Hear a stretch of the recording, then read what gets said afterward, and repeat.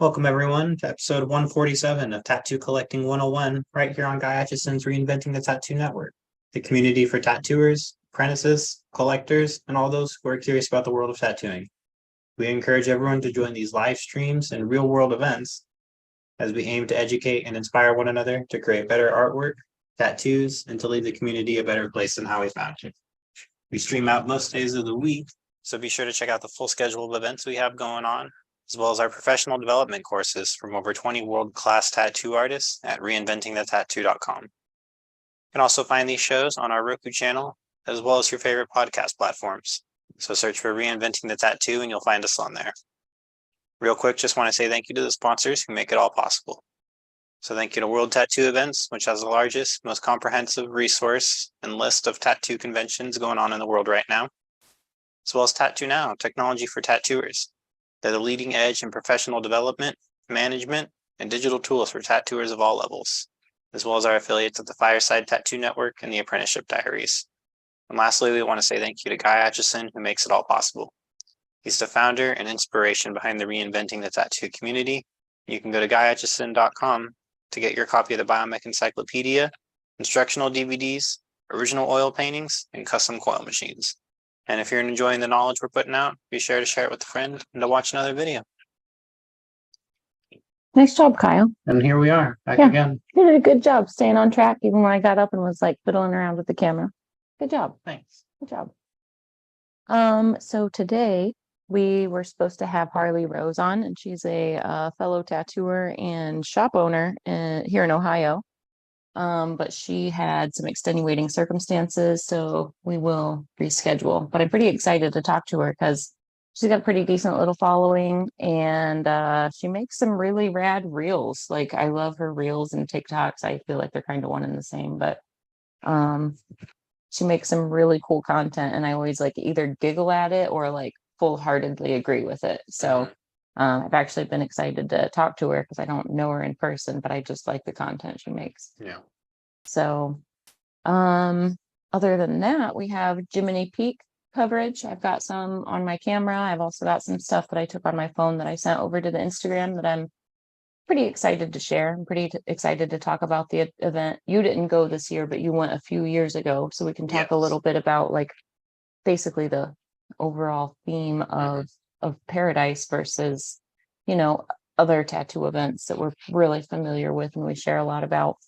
But before we jump into that, what has Kyle been up to?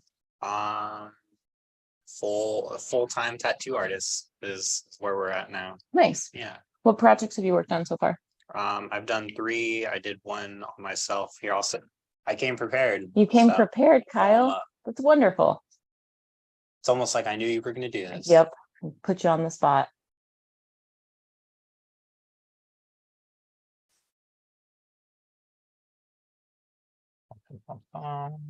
Oh, this is what the design that your sticker is, right? Yes. You did. Is this on you? Yes. Nice. And then that's like as of half an hour ago. If it'll let me pull it up. Did you not make yourself the I did. It's just admin? like freezing and crashing. Zoom is, or my computer is? Zoom. I was gonna say, do I need to restart it? I haven't asked anything questionable of it. Oh, here we go.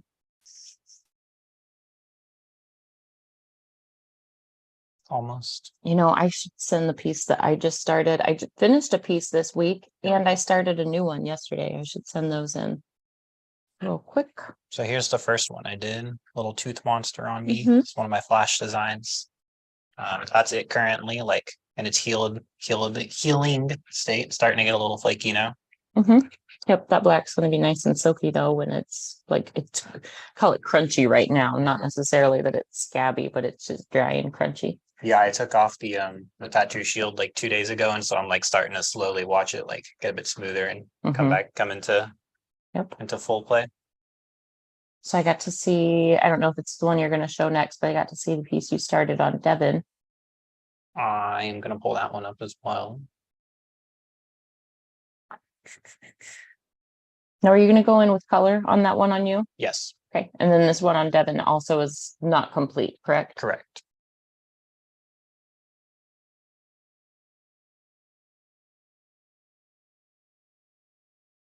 work in progress.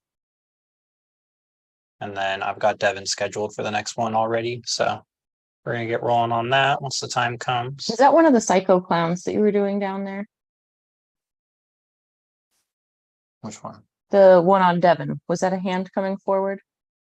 No, this is a Pokemon design. Okay, I was just making sure it wasn't a Juggalo design. Yeah. That was awesome. Yeah, we did this Pokemon design of like Cyndaquil and Squirtle kind of shooting fire and water at each other. So I got a little bit of the shading started there, and then the line work to Okay, just kind of lay it all in. nice. Yeah. And then show us what number 3 is.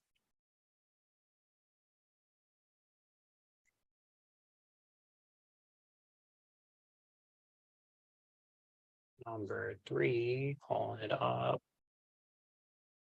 I sent the wrong angle, so it's a majority of it. A little bit, but it's cut off.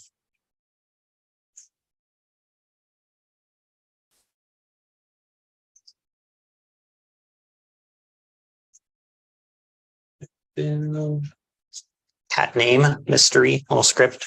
If that's a cat's name. It is. Nice. Yeah. Nice. Okay. Okay. But I sent the wrong photo here, so part of it's a little cut off. But yeah, those are the 3 projects I've done so far as an official tattoo artist now, and I got a couple more coming up. Nice, This good. week.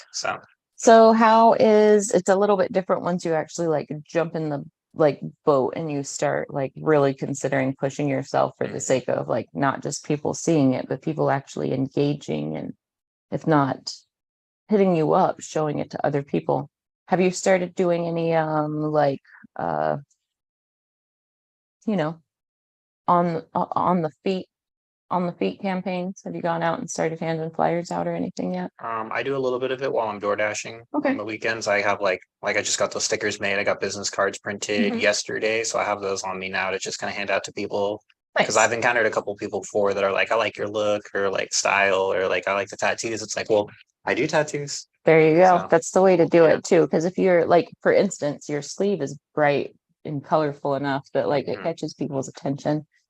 That like just having the business card in your back pocket ready to go, or having the sticker with your Instagram logo on it it gives people a way to reach back out to you. Because sometimes people aren't gonna like log in your name. They're not gonna log in your information if you tell them, and sometimes if you like, even if you pull somebody's phone out and you like show them your Instagram and you follow them from their account, or you follow yourself from their account, they're not going to remember. Right. They're going to have like hundreds, if not thousands of people that they follow. So they're not going to like remember until you like happen to make a post. And then are they even going to connect the dots that it's you? Mhm. So it's crazy because we live in a very like hashtag oriented society, and like working on getting your follows up and like having thousands of people like you Yeah. or follow you. That's it's kind of like it's a funny thing because it's become such an important it's become an important part of tattoo culture, like so many tattooers are gung-ho about how many followers they have versus how many followers somebody else has. But like you and I both know that you can buy followers. Yeah. Like it's I've like never been one to care it's about like followers, but it $5.99 definitely, for like, it thousands of helps. followers. Yeah. It's crazy. I mean, don't get me wrong, it does kind of like make somebody look legitimate to have somewhat of a following, but Yeah, in the digital age, it's kind of like having the a new following, business card almost. yeah, having a following doesn't necessarily equal having clients. Right. That's the point that I'm always trying to make, is like you can have a huge following and still be broke because all the people following you are on the other side of the country. Mm-hmm. You know what I mean? Like you could have just gone viral in an area because a few certain friends liked your post and it blew up, but it's 12 miles away from, or 12 hours away from where you live.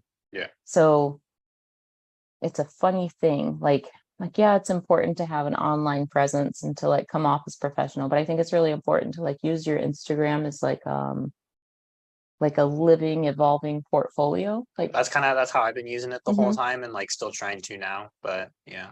Yeah, it's you've got, I a mean, difficult game. you've got post after post after post of like painting that you're working on, tattoo Yeah, I class post that like you're once working every on, like 4 days exercises. because Yeah. it's like I like out of everything that I've done throughout, because I've started my Instagram around the time I like got serious about my art career and everything. Mhm. So like 90 to 95% of the work I've ever made has been on my Instagram. Because I just like I've never had a backlog of it. So I just have to That's pretty space it awesome. out a bit. There was definitely a period of time in my career where I did post almost every day, even if it wasn't a finished product. Mhm.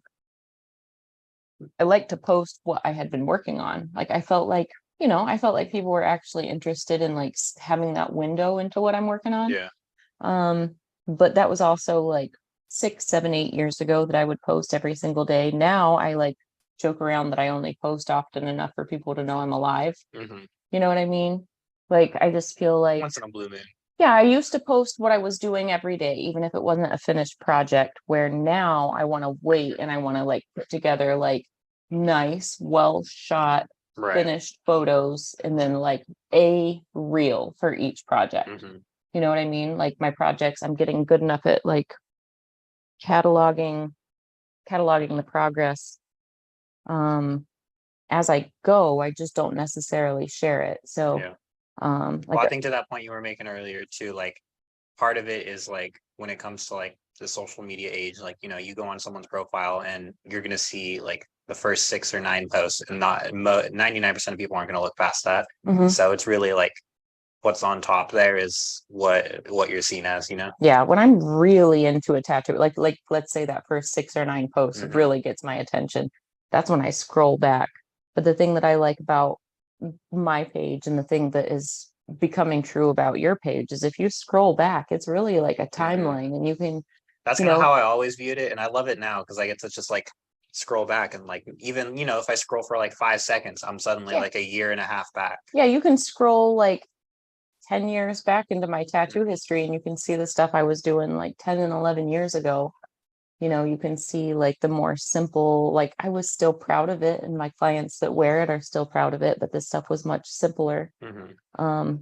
I see like little glimpses of the stuff that I do now in it, but it's kind of cool to see how like the evolution of my freehand style has grown. The way I do a lot of the same things and I do things the same or a similar way, but to see how much more I'm able to accomplish, or like the dynamic color shifts and things Right. like that. Like um it's like you can just see me leveling up on myself if you scroll far enough back. And I feel like your paintings are a wonderful example of that. You're still very early into tattooing, but like if you share your growth and improvement and like you stepping into your style the same way, it's going to be a really neat way for people to kind of like have a cool window into your life and how hard you're working to be good at this. You Yeah. know what I mean? I think to speak to that too, a lot of like what you don't necessarily also see is like the timeline of like yes, we do see like example on you could scroll back 10 years, but like you know what I mean? You look at like the day of it's all posted and like you don't know how close together it is or how Mhm. spread apart it is. Yeah, I actually post so infrequently now that like I think if you go like 9 posts back, we're a year ago, because I just Right. did Chalk Fest and I realized like my Chalk Fest stuff from last year isn't that far down my Yeah. feed. Maybe I should post a little more often. If you double. But I interact with the story, like Okay. the disappearing story. I interact with that a lot. So maybe Well, it's that's like how it almost like two shifted for me. completely different like It's almost like versions of that's the the same app. feed of the people you want to like see quick glimpses, Yeah. and then like the permanent photos are the living portfolio, like the revolving, growing That's kind of how I portfolio. see it. Is like the story is like the day to day, like what That's you're a good doing, way to what you're think of up it. to. Now that Jazz goes through the studio and gets like photos of us working and videos of us working, I just like reshare what she captures. I don't even really like I do always reshare it, but I don't always stop and take the time to make my own video. And I Right. could. I've got all the stuff, but the thing is I get so into like the tattoo that I'm making that like I kind of don't want to distract myself. Like That's how I've been feeling with it so far. Is it's like in the back of my head, it's like I should like record some of this to make a reel or something to have content. But it's like I'm so focused on trying to do a good job here and like make sure I'm understanding what I'm doing that it's like the last thing on my mind. and like we're both pretty tech savvy. It's not like it drains too much of our brain at this Mhm. point, but it's almost like it's almost like when I'm actually one-on-one with my client, like, I stroll in like whatever time of the day that my client and I have scheduled, but I stroll in, my client and I settle. If they smoke, we smoke together. If they don't smoke, they hang out with me while I'm smoking. Mhm. And that's where we get a lot of our chit chat in.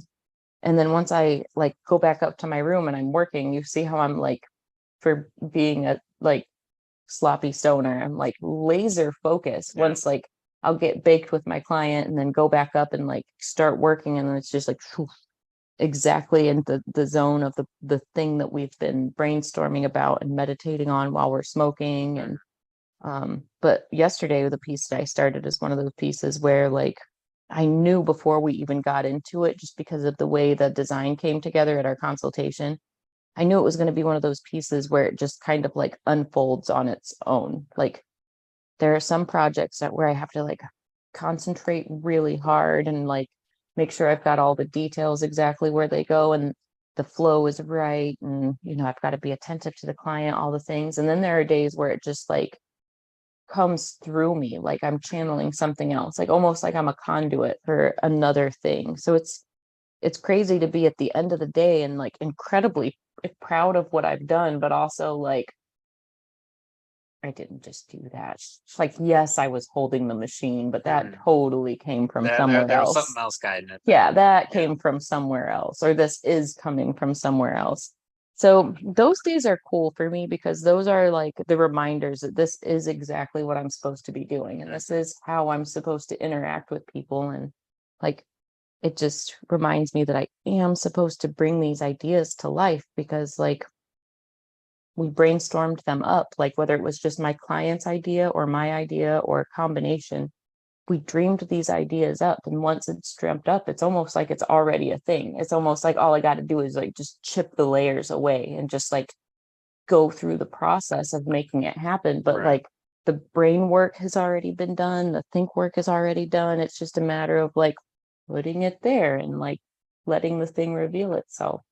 It's pretty crazy. Like, I don't know. It's been a while since I've started a batch of new projects, and these new projects that I have on my books are all kind of like next level. Do you want to see?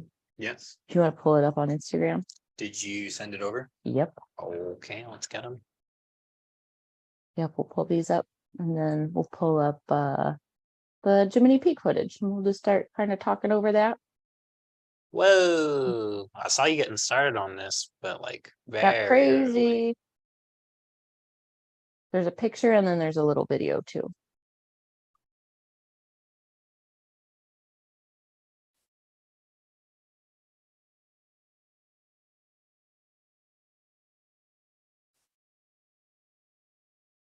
Bum, bum, bum. You guys are going to be mind blown when you see this.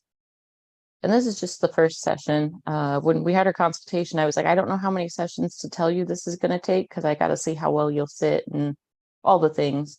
But we got so far last night, I was like, we'll finish this next session, but this will not be a challenge to finish up. So I'm pretty stinking excited about it. Look at that thing. It's crazy.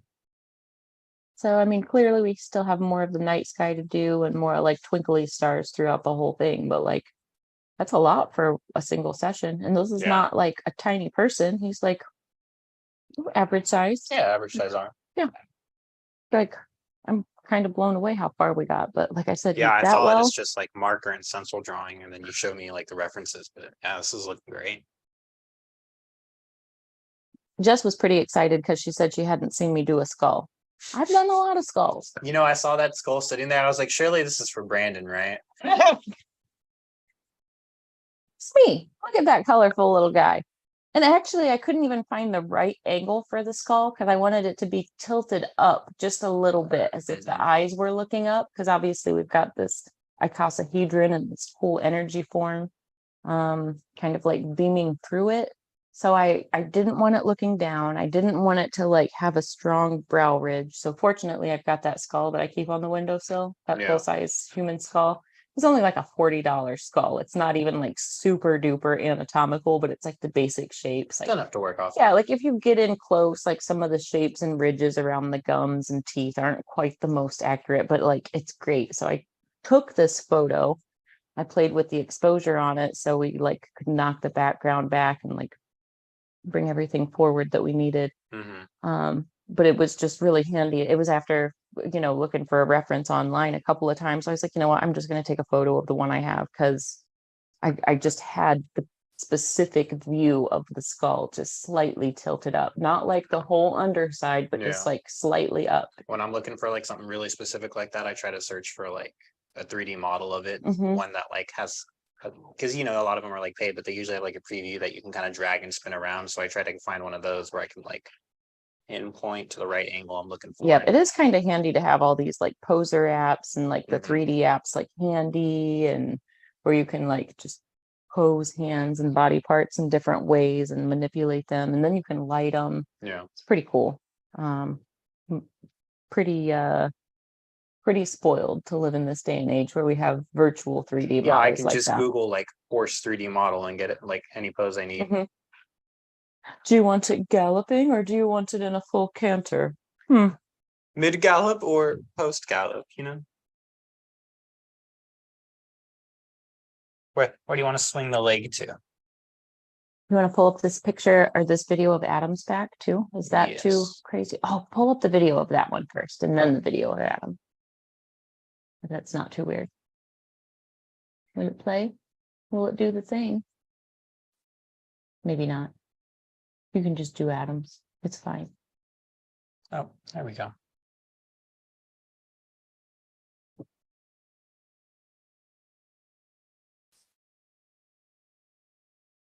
Bing. Oh, we were listening to the X-Files, Ah, that music in the background. I felt like it was appropriate. But yeah, look at that thing. That's not even black and gray. It's like blues and warm glows and lavenders, and I'm pretty pleased with it. The teeth came out pretty shiny. very Okay, nice. you want to jump to that video of Adam's back? I'm really proud of this, and I know Adam's really proud of it. I feel like Are you we guys just officially done with it? yeah, we're officially finished. I feel like we just started this like 6 months ago. It started not that long ago. I remember like his bare back. Yeah, my back did not go that fast, and Russ and I were diligent on it. But man, he sits so good. Mhm. You see the arm that I did on him before his back. He's got a little bit of armpit that's not tatted yet, but we'll get there.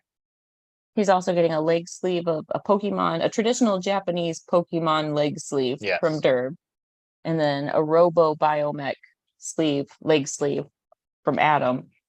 Which So- are like both 90% of the way done. Yep. Yeah. And then I think both of those are going to come up onto the booty cheeks. So he's really got one arm left and the front of his torso. Yeah. And he didn't start getting tattooed that long ago.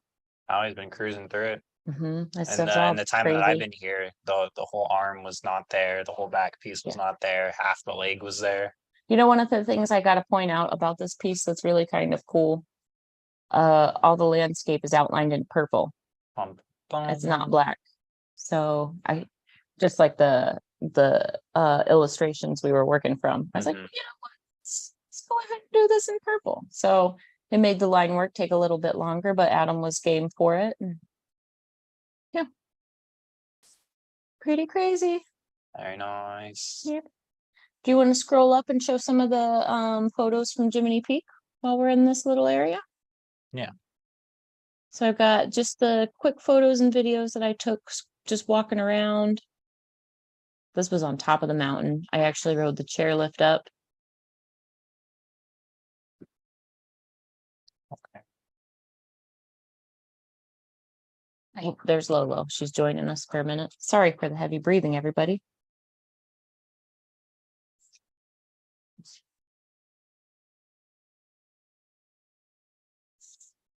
I think I missed one of the collaborative pieces. I thought I had all three, but it looks like I got a duplicate in there.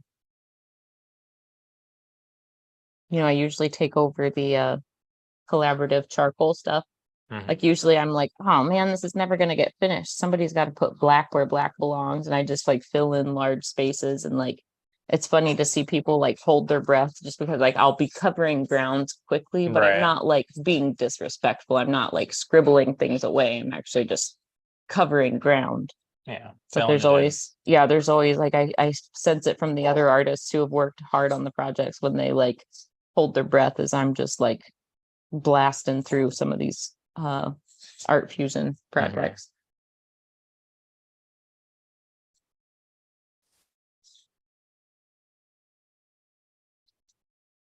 So it's sideways, but this is actually a landscape. It's all three of them started out as bio, and then Gunnar went through and was like, nope, this one's going to be a landscape. Come on, Lolo, come over here, lay down. She likes landscape. Jason Leeser, I believe Jason Leeser has these, but he was photographing them to make prints. So I don't know what's going to come of those, but Jason's a printmaking fool. So I heard that they'll be for sale on the Paradise Gathering website. nice. See, you hear different gossips than I do. It's not really gossip. No, it's all public information. Yeah, it's not really Yeah. gossip. We just get like different angles from the same people sometimes. Yeah. So this year it was pretty cool. If you follow the show, you hear me nerd out about Tom Strom's work a lot.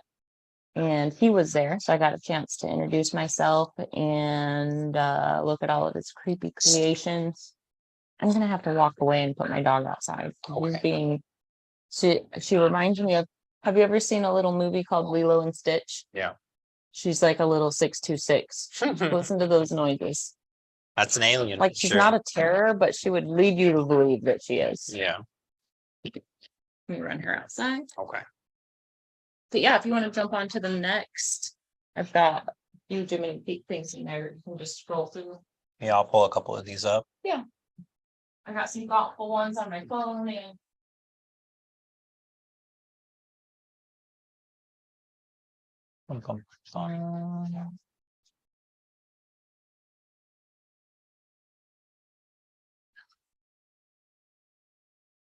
Trying to get this video pulled up, almost there. James Wisdom. That was his little area. This is all James right here. Yes, that was James's setup. He was painting these really cool, leafy, ornamental shapes all weekend. He started with that one little thumbnail that we see in the background, and then he started this other one. But it's really cool to watch his stuff develop with oils. I work in oils, but to watch him work, he works with a little bit more of almost like an alla prima kind of style where he's just like applying the ink and moving on. So it's a little bit different than like the way that I work in layers and I glaze and I glaze and I push and pull. Right. It's just like tattooing. I could watch somebody else tattoo for hours and hours and hours. I can also just sit and watch other painters. On the other side of me was Can Man, and I have followed Can Man's work for quite a while. He does this crazy trippy stuff, crazy landscapes. Like you could see like exactly why I'd be drawn to his kind of psychedelic work. And over the last like month or so between doing the High Lifestyle show with Gabe, Can Man was across the aisle from me, and then having him next to me at this event, he's just delightful. I love the way he talks to people and the way he talks to clients. I think he's got just a very ego-free way of communicating with people. Like if you have a question about his artwork, he is happy to just stop and answer your question and take the time to talk to you. He's just a working artist that seems like he's happy and grateful to be a working artist. And I love that. I love like, it's so easy to run into artists who complain about this, that, or the third every time you see them. But when you see somebody that's just like delightfully content and, they love making their art, they love selling it, they love not selling it, they love just creating. And then to see like how he interacts with people also is pretty cool. So I've always followed Can Man's work and always loved it, but to get to know him as a person a little bit is wonderful. I would definitely recommend collecting art from him or collecting a tattoo from him. He's just a treat to be around. This is Chris Dingwell. He's delightfully weird as well. he puts on the, what is the Wet paint project. in Yeah, Hill Chris City. Dingwell's wet paint project. So on the lower level of Hell City, we have a whole second ballroom that is filled with tattooers, and then a portion of that is actually filled with this live painting, all kinds of painters. Down below is a painting by Amber Slick. She's an Ohio artist. I just happened to notice that was sitting in his booth. But this started almost as like a monochromatic painting at the beginning of the weekend. So you could see that he would go in and he'd like layer a layer of color throughout the whole thing. And then he'd come back, and with each layer, the pinks would become more intense. Where at the beginning it was all just like a murky gray monochrome. Very nice. This is more of Dingwell's, right? Gotta go let my dog go back in. She's needy. This. Sure.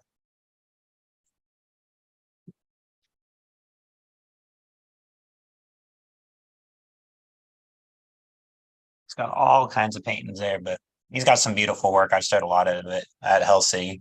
Very mind-bending work that he's got going on.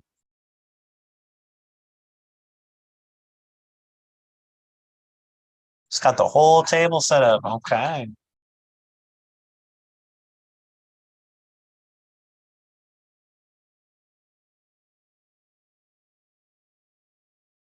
Lots of craziness going on.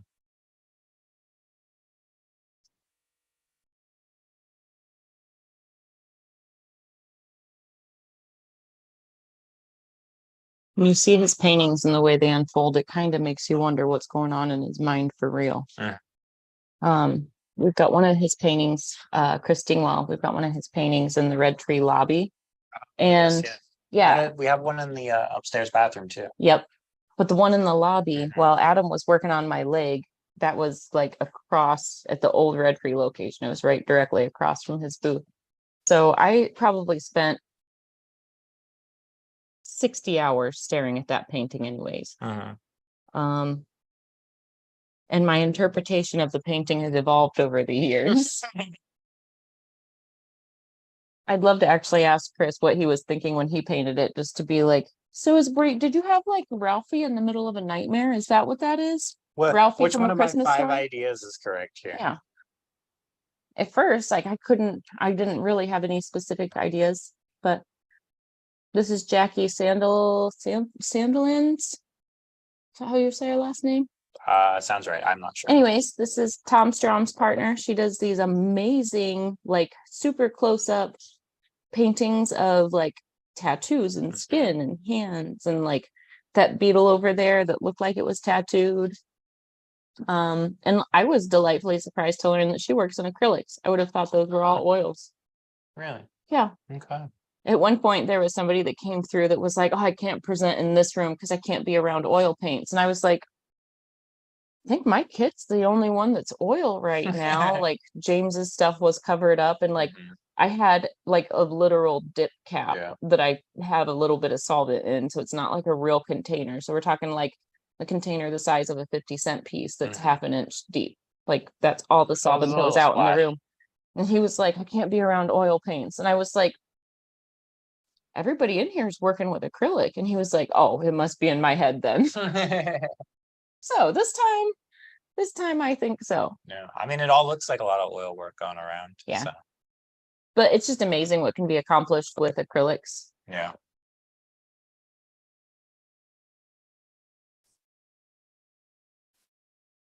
Look at all those little greeting cards.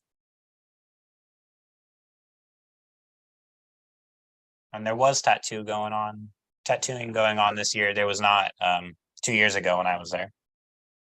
Yeah, this is growing back into an actual convention as well as a learning event. But look at those two prints down there below. I have those originals at the studio. I was gonna say, I've seen them. They're familiar. We can jump up to another one. You keep hearing me talk to Dan. It's okay though. Oh, we got Nick Baxter over here. I think I only bothered him for just a moment.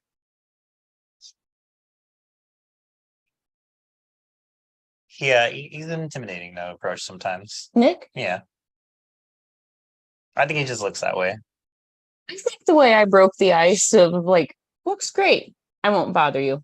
Right. I think that was the right way to make the right impression on him. Yeah. Like the whole He rest like of the immediately weekend. understood what you were about. Yeah, the whole rest of the weekend he didn't like hide like the Mhm. way he usually does. We were on a panel together and he seemed like comfortable. Right. Yeah.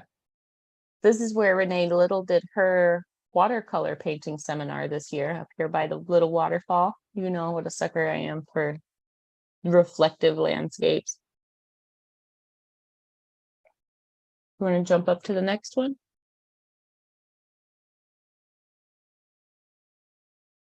It really is more complicated than pushing a button, guys. There's a couple of steps each time we jump to something new. There we go. And you know, we've had Renee on the show before, and we need to have her on again soon. She is a wonderful instructor. 2 years ago, when she first taught this seminar, there were a few times where like I'd ask her a stupid question, you know, like a question that just might need the answer reiterated. This time she was so well prepared. She was so like On the ball. on the ball. They're like, I felt like she touched every little subject at least a little bit. And then at the end of her seminar, she went around and kind of like critiqued each person's drawings and gave them a little bit of feedback. And I thought that was just wonderful. Yeah, very nice. Yeah, I listened to her give her eco-friendly seminar, Akron, right? Okay. Was it? Yeah. And she was really well put together then too. She's got a new product that she has out called, is it the Solo Scribe? And it's a stainless steel pen, and like it's got two ends to it, and they're Mhm. shaped the same way that like glass pen nibs would be shaped with a spiral to them. One's more sharp, one's finer pointed, and one's more blunt. But it's a pretty cool idea. The idea of like just dipping this and using it over and over again instead of using a brand new Sharpie or 3 Sharpies each appointment, Okay. you know, Yeah, so you yeah. could use it, sterilize it, use it again.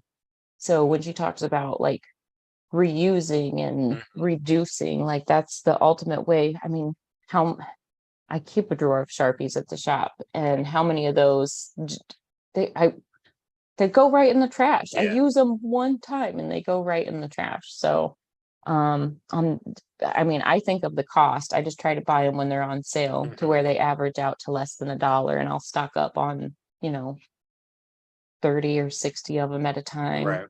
But Or like wholesale, just buy like 100 pack of a color. yeah, that's $3 a day that I just throw away. Yeah. So because of the way it's milled and the high grade of material that it's used, it's not a cheap product, but that's what's going to make it last. Right. So I didn't know it was like officially out. Like I heard a little bit that she was making a product, but I wasn't sure exactly what. So that's pretty cool to hear. should I get it out? It's close by. I mean, if you Should I have get it it? with you, I'll get it out. Hold on. that is pretty cool though, because that's, I think that's kind of the next wave of tattoo inventions is like figuring out how to not necessarily like go back to being all reusable, but in a way that we can mitigate a lot of like the cost of just like products that we go through all the time. Letting you guys know how squeaky my floors are. No sneaking around here. Gotten tangled. Gotta stop getting up, guys. I've gotten tangled. I've gotten up too many times. But here it is. The Solo Scribe.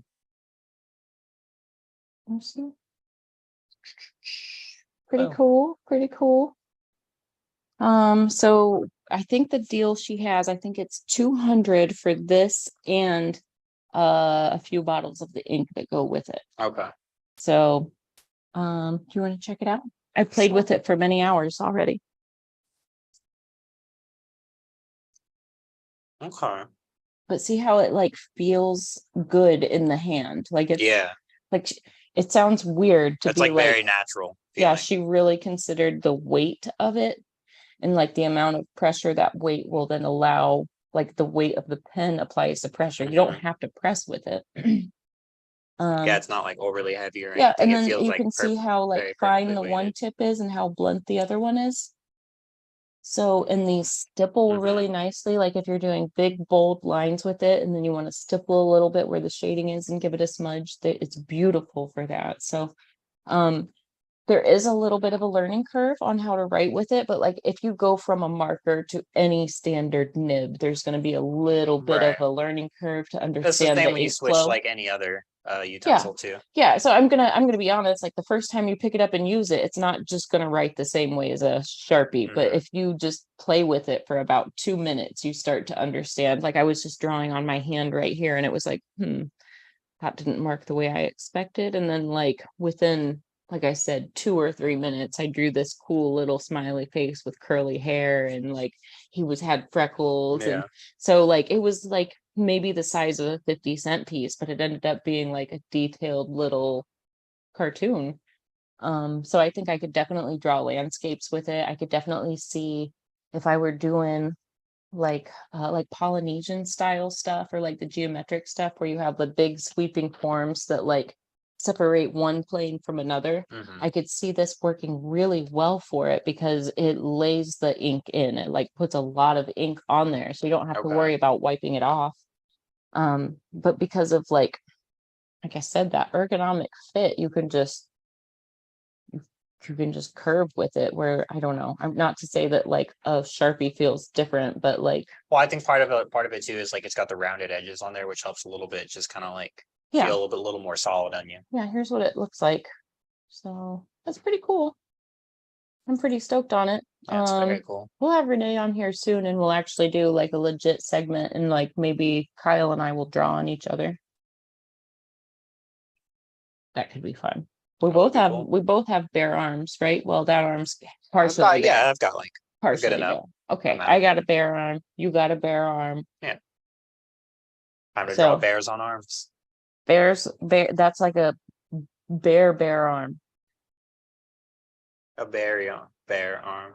Yeah, but I really love this idea. And one of the things I love about Renee is like she's putting all the time and money and energy and all the things into designing something that will cut back on our plastic waste. And it's not just plastic, you've got all the other chemicals that are in the marker as well. Yeah. So, Well, especially like how many markers do you go through a session? Like 3 to 5?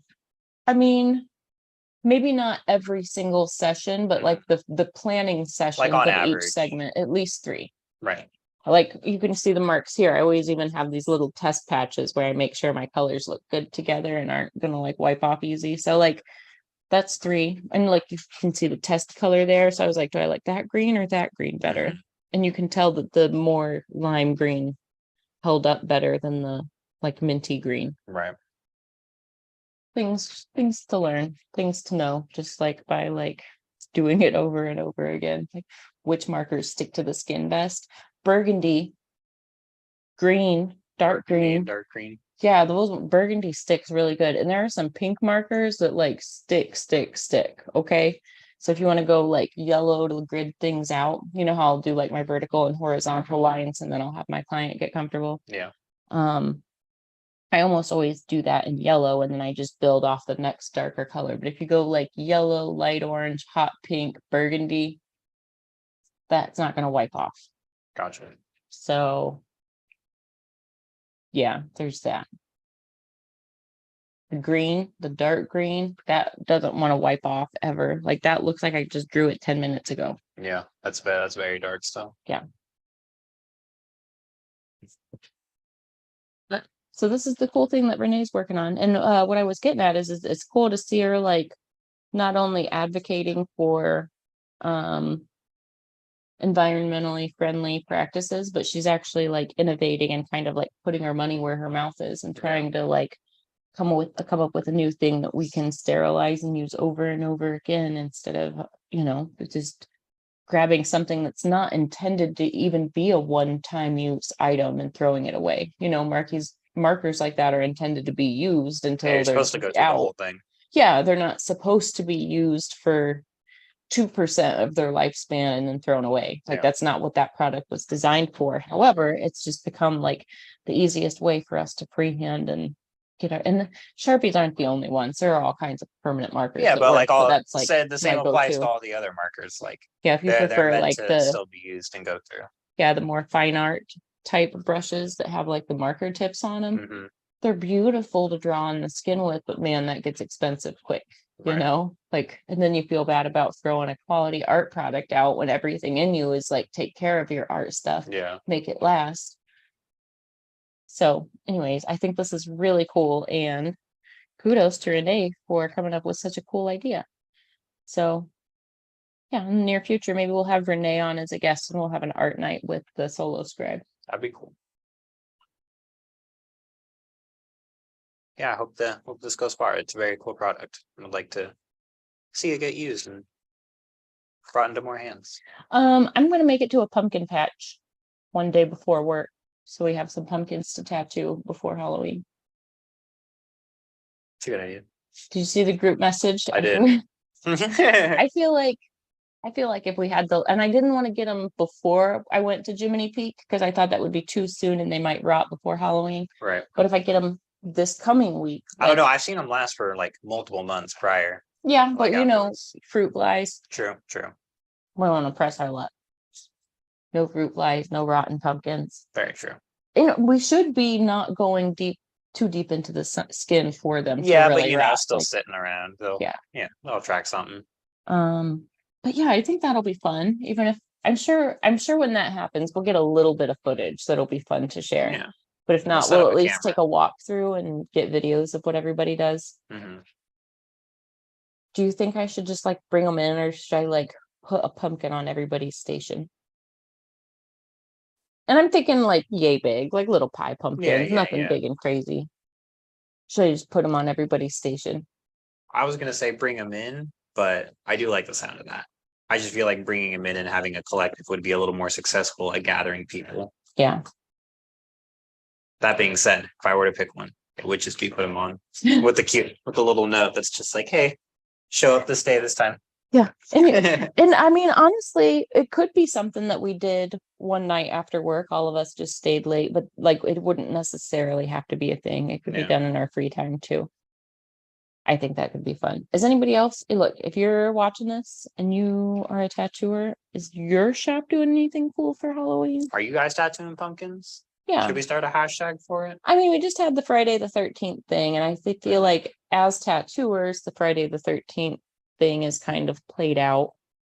We've all been doing it like every time. Right. Collectors, it's kind of a fun thing. Like, oh, it's Friday the 13th. Let's go get a tattoo. Yeah.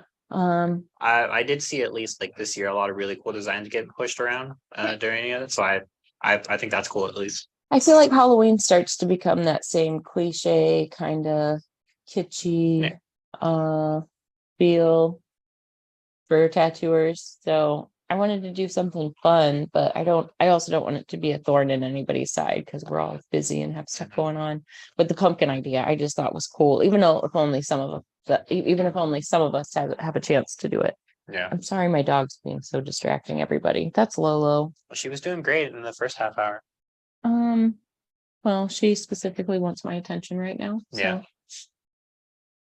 if I locked her somewhere, she'd make more noise. It's crazy. She runs my life. Here she comes. I actually heard you talking. Mhm. She knows when I talk about her. Maybe she's trying to sucker another treat out of me. So do you have more footage on your camera here for Jiminy Peak? I do. Should I pull that up? Yeah, let's pull some of that up. Let's see what we got cooking.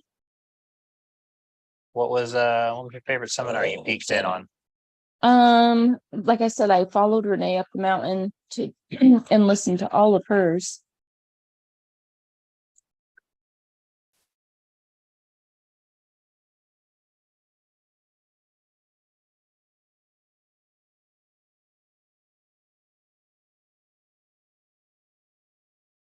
There we go.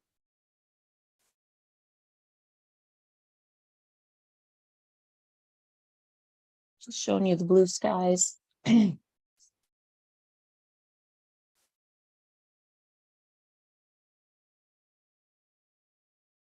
lot of people showing up. Yeah, That's good. I think there was probably over 100 people this year. Nice. So the event is growing and it seems to be like double last year. Mhm. We had a Yeah, I was whole, gonna say it was probably only what, like 40 people max well, last time? the year you came, Mhm. that was like the first event after COVID. too. Right. Like, so everybody was just getting back into the swing of traveling. Here's Mark. Yeah, that was like the first like big travel trip I did after COVID. Here's Killian Moon. He's working on this Brad coral reef scene.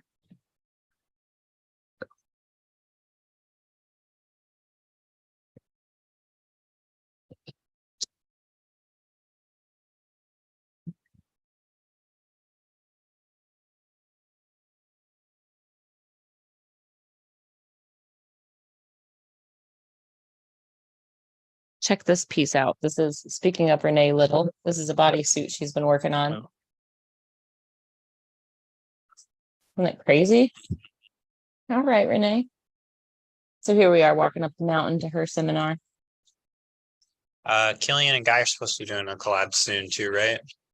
They've done a few already. I know, So- I know. I saw them put out a post recently that they were looking for someone recently. Hmm, That'll be cool to see. that's tempting. Yeah. I would definitely like Killian to be included in the list of artists that I would love to invite to work on my. I know. I saw that. I was like, if I had the budget, I'm gonna hop on that.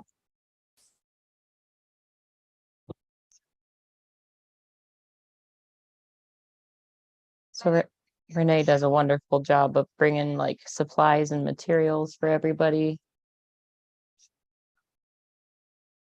This is actually her whole seminar that I have here, and I feel like I did a really good job recording it with only one camera. There were only a few times where I almost fell off the picnic table and broke my ankle. That's part of it. And you know? can tell because the camera was, Yeah, it fell with you.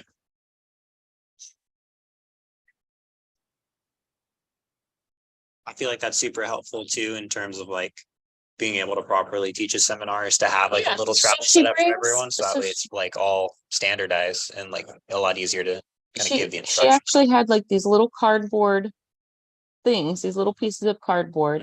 And then she had the watercolor paper taped onto it. And then on the side, there was a little piece of like wax paper. So you could see as she walked around, there were those little dollops. So she had all of her watercolors and everything. So everybody had dollops of the same paint in the same tiny little kit. And she explained how easy it is to just like pre-make those, because then you'll see like as the wind blows, she kind of fights the wind with her sketchbook a little bit.